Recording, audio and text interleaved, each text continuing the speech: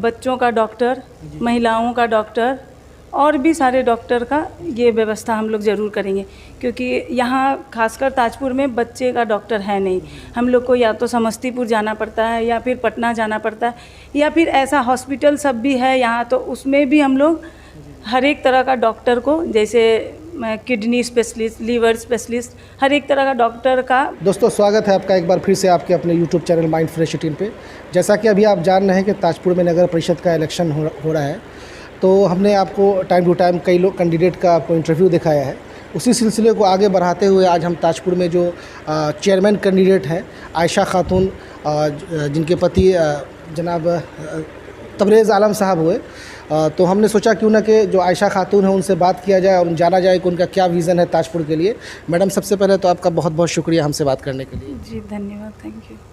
Madam, आप सबसे पहले ये बताइएगा कि आपके पति तो पहले से राजनीति में हैं, और क्योंकि ये एक महिला क्षेत्र घोषित हुआ है, तो आपके नज़र में ऐसा कौन सा काम है ताजपुर में जिसको अगर आपको यहाँ की जनता चुनती है तो सबसे पहले आप उसको करना चाहेंगी?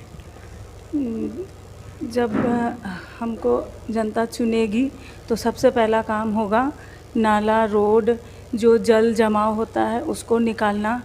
उसके बाद सबसे पहला काम यही है, क्योंकि बहुत दिक्कत होता है इंसान को। दूसरी बात एडुकेशन के लिए, जो हम पहले भी बोल चुके हैं, महिलाओं के लिए भी हम सोचेंगे। फिर उसके बाद पूरे स्ट्रीट लाइट भी हमको लगाना है। जो भी अच्छा काम होगा, मतलब डिमांड होगा पब्लिक का, हम वो पूरा करने का कोशिश करेंगे। अच्छा मैडम, आपने डिमांड कहा तो हम ये जानना चाहेंगे और हमारे व्यूवर्स को बताइएगा कि आमतौर पर ये धारणा है, हमने कई कैंडिडेट से ये सवाल किया था कि जीतने के बाद जो कैंडिडेट होते हैं वो गायब हो जाते हैं और उनको फिर तलाश करती है जनता अपने काम कराने के लिए। तो आपने जो कहा कि डिमांड होगा उसको हम पूरा करेंगे, तो लोग आपके पास डिमांड लेकर कैसे आएंगे, आपसे कैसे टच में रहेंगे, इसके बारे में थोड़ा बताइए। टच में रहेंगे ही, इनका नंबर, मोबाइल नंबर, सारा चीज़ वो लोग बेधड़क, मतलब बिना हिचकिचाहट के हमारे घर पे आ सकते हैं। जो भी होगा उनका प्रॉब्लम बोल सकते हैं। हम लोग गायब होने वाले में से नहीं हैं। मतलब हम लोग को चाहिए एक मौका जो जनता हम लोग को दे, उसके बाद जनता देखेगी कि हम लोग काम करते हैं या नहीं करते हैं।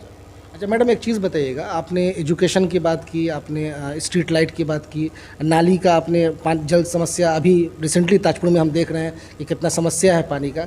हेल्थ सेक्टर के बारे में आपको क्या सोचते हैं, क्योंकि जो हेल्थ का पोजीशन है ख़ासतौर से पूरे समस्तीपुर को हम ले लें या ताजपुर में ले लें तो बहुत लचर है, तो क्या आपके पास इसका भी कुछ रास्ता है कि उसको काम करने के लिए? हाँ, अगर ऐसा होगा तो हम ज़रूर करेंगे, ज़रूर। हेल्थ के बारे में भी बच्चों का डॉक्टर, महिलाओं का डॉक्टर और भी सारे डॉक्टर का ये व्यवस्था हम लोग ज़रूर करेंगे, क्योंकि यहाँ खासकर ताजपुर में बच्चे का डॉक्टर है नहीं।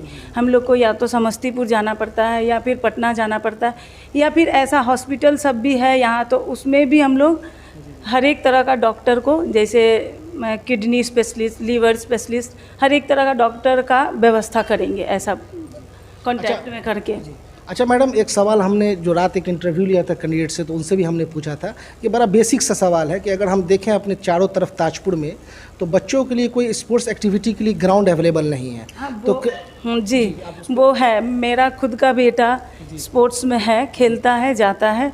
वो भी ये डिमांड किया कि अगर ऐसा होता है मम्मी तो ये चीज़ होना चाहिए। हम बोले हाँ एकदम होगा, खेलने का भी होगा, बास्केटबॉल, क्रिकेट, वॉलीबॉल, जिस टाइप का पूरा खेल है ये सब भी होगा। सिर्फ हम मतलब पूरे समाज से ये रिक्वेस्ट करते हैं कि एक चांस हम लोग को मिलना चाहिए। उसके बाद पूरा समाज देखेगा कि हम लोग काम करते हैं या नहीं करते हैं। अगर हम लोग दोबारा काम नहीं करते हैं तो फिर हम लोग खुद नहीं जाएंगे समाज के सामने कि आप लोग हमको मौका दीजिए या कुछ भी ऐसा कीजिए।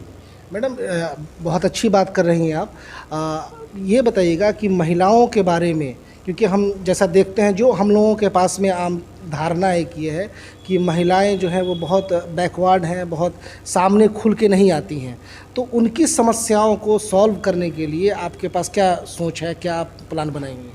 प्लान मेरा ये था, जो कि हम उस दिन भी बोले थे, कि जो महिलाएं घर में मतलब रहती हैं, परिवार चलाने में मशहूर हो जाती हैं, उसमें बिज़ी हो जाती हैं परिवार में, उनको बाहर निकलने का मौका नहीं मिलता है, तो अगर ये अपॉर्चुनिटी हमको मिलता है तो हम उन लोगों के बारे में भी सोचेंगे कि हाँ वो लोग कैसे घर बैठे कुछ काम कर सके या आगे बढ़ सके, ताकि कुछ काम भी कर सके और अपना परिवार भी चला सके। ये हम उस दिन भी बोले थे अपने इंटरव्यू में।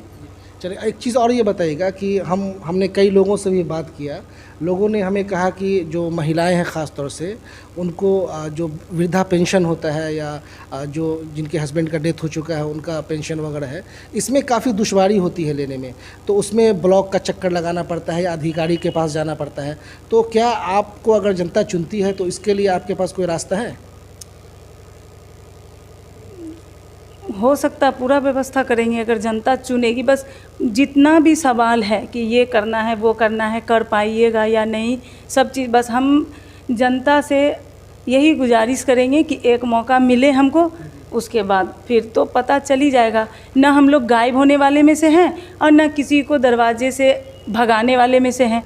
12 बजे दिन हो या 12 बजे रात हो, हम लोग उन लोगों का प्रॉब्लम सॉल्व करने के लिए हमेशा खड़े रहें। अच्छा मैडम, एक आखिरी सवाल आपसे हम पूछना चाहेंगे कि आखिर बहुत सारे कैंडिडेट हैं यहाँ पे, जो चेयरमैन कैंडिडेट है, जनता आपको क्यों मौका दे? आपके अंदर ऐसी क्या खूबी है जिसको देख करके जनता आपको चुने? आप क्या कहना चाहेंगे इसमें? हम और लोगों की तरह तो ये नहीं बोलेंगे हम शिक्षित हैं, हम ये हैं, अपना बड़ाई नहीं करेंगे।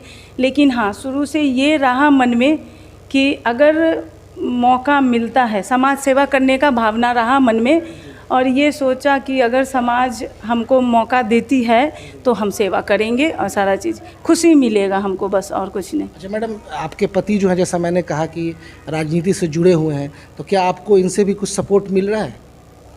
हाँ, मिलता है इनसे। चलिए, थैंक यू सो मच हमसे बात करने के लिए आपका। जी, भाई कर लीजिए।